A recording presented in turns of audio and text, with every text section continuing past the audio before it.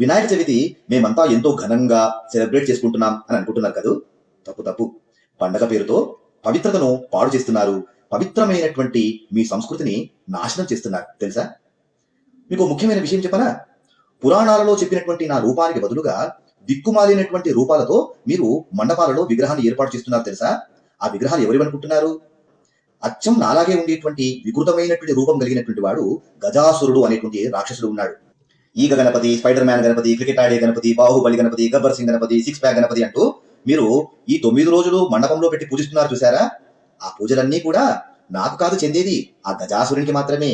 వికృతమైనటువంటి రూపంతో ఉండేటువంటి వాడు గజాసురుడు. పురాణాలలో చెప్పినటువంటి రూపాన్ని కలిగినటువంటి వాడిని నేను గణపతిని, గజాననుడను. ఇంకో ముఖ్యమైన విషయం చెప్పనా? పవిత్రమైనటువంటి స్థలంలో ప్రతిష్ఠించాల్సినటువంటి నన్ను చౌరస్తాల దగ్గర, రోడ్లపైన, మురికి కాలువల పక్కన, శ్మశానాల దగ్గర కూర్చోబెడుతున్నారు. ఏమైనా మర్యాదనా ఇది?